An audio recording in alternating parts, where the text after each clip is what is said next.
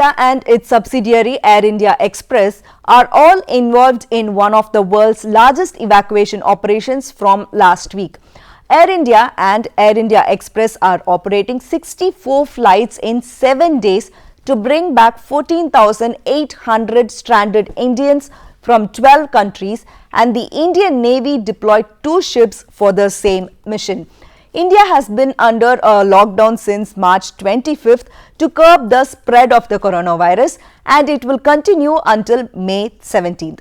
All commercial passenger flights have been suspended for this period. So, the Ministry of Home Affairs announced last week that it will facilitate the return of asymptomatic Indian nationals stranded abroad from May 7th onwards in a phased manner through aircrafts and naval ships. Both Air India and Air India Express are working under India's massive effort named Vande Bharat mission. The airlines readied the aircraft type and took care of all other logistical aspects well in advance to embark on this mission. Before the mission started, the 2 airlines tested their pilots and crews for COVID-19. Besides one-way ferry service, Air India invited passengers who qualify under the government's new international travel norms to apply for passage from India to various destinations that the airline is sending its aircraft to conduct evacuation flights. Indians stranded in UAE, the UK, the US, Qatar, Saudi Arabia, Singapore, Malaysia, Philippines, Bangladesh, Bahrain, Kuwait and Oman will be brought back through this mission. Between May 7th and May 13th, India is likely to conduct 10 flights to the UAE, 7 flights each to the US and the UK, 5 flights to Saudi Arabia, 5 to Singapore and 2 flights to Qatar. It is also likely to conduct 7 flights each to Malaysia and Bangladesh, 5 each to Kuwait and Philippines, 2 each to Oman and Bahrain, and out of the 64 flights, 15 would be from Kerala, 11 each would be from Delhi and Tamil Nadu, 7 each would be from Maharashtra and Telangana, and remaining flights would be from 5 other states. The government will run more repatriation flights after May 13th. We saw that the Indian Navy dispatched 2 ships to evacuate stranded Indians. This is named as Operation Samudra Sedu, which means Sea Bridge. These ships evacuate 1,000 Indians stuck in the port in the Maldivian capital. Civil Aviation Minister Hardeep Puri said that 200,000 Indians abroad had registered for repatriation and that the final number could be twice that. This was told by him last week, and the evacuation processes are happening now.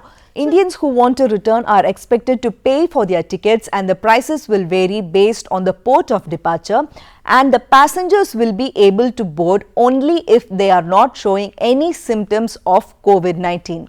Details issued by the government said that each flight could carry 200 to 250 passengers.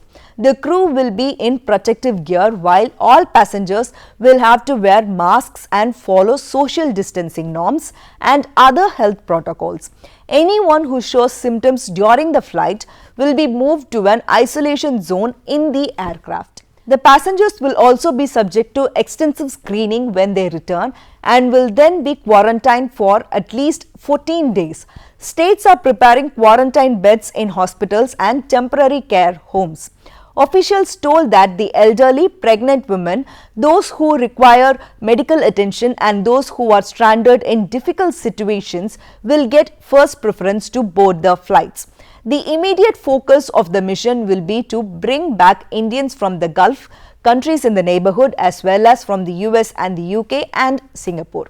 According to estimates, around 1.4 crore Indians are staying in various parts of the world, and 3 lakhs from the Gulf countries have opted for return. Over 10,000 Indians in the Gulf region are estimated to have contracted coronavirus, while 84 of them have died. The massive scope of the operation brings back memories of the 1990 Kuwait War, when the VP Singh government carried out the biggest citizen evacuation ever recorded in history, bringing 1.5 lakh stranded Indians back to safety by flight. It was done in a period of 59 days from 13th August to 11th October 1990, involving almost 500 flights. In August 1990, when Saddam Hussein invaded Kuwait from Iraq, the world was shocked. But India, who had lakhs of people in the Arab nations, was the most shocked nation on hearing this. Let's see a little bit about the history of this war and how Indians were evacuated from there.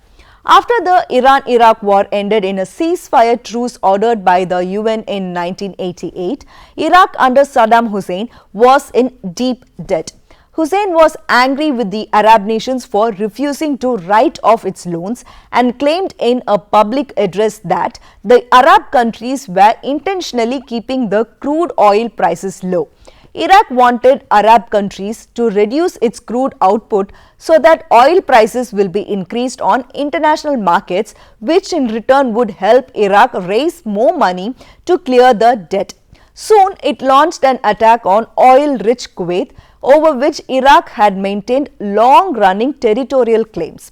As 1 lakh Iraqi soldiers coupled with 700 tanks marched into Kuwait, the Kuwaiti royals escaped to Saudi Arabia and the Indian government was left in a very difficult position as lakhs of India's citizens were in Kuwait. It also could not issue an open condemnation and risk angering Saddam Hussein. With an economy that was only just developing, India was massively dependent on Arab nations for its crude oil purposes, and all of them expected India to echo their anger at Hussein's actions. The then Foreign Minister I.K. Gujral met with Saddam Hussein. When they met, Saddam Hussein hugged Gujral and those photos went global and it upset Indian allies. But still, the purpose of the meeting was fulfilled. With permission from Saddam Hussein, India started the evacuation mission.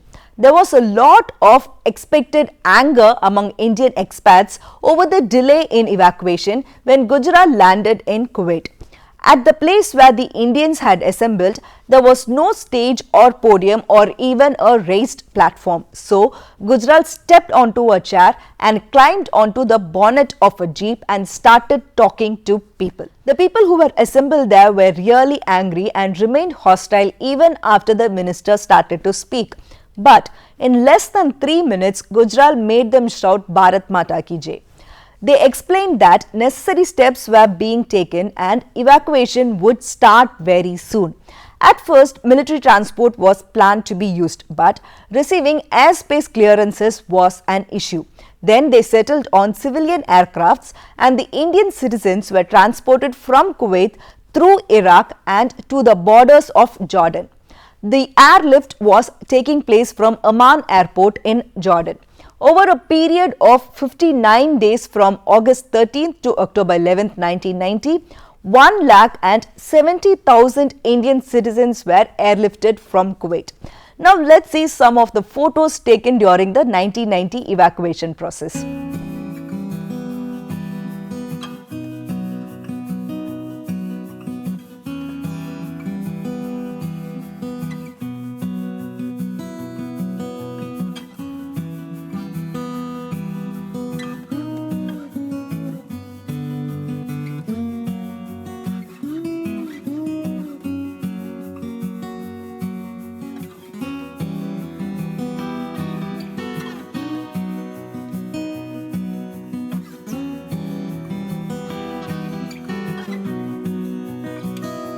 There was a Hindi movie named Airlift that was released in 2016. The movie's story is about how Indians in Kuwait were brought back to India during the 1990 war.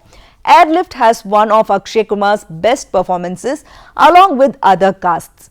Akshay played the role of a rich Indian origin businessman named Ranjit Katyal. He loves profit and dislikes the idea of India. But Ranjit's life in the desert crumbles when Iraqi forces invade Kuwait. Suddenly, people are savagely shot in the streets, houses looted, buildings blown up, tanks taking over and shoppers hovering maliciously. Rich Ranjit Katyal can escape with his wife and child. But what happens when Ranjit decides to ensure 1,70,000 Indians also go home? That is the storyline of the movie. If you get time during this lockdown period, please do watch it. This is all from me. Thank you for the support. Stay connected with us for more recent updates. This is Nisha PS.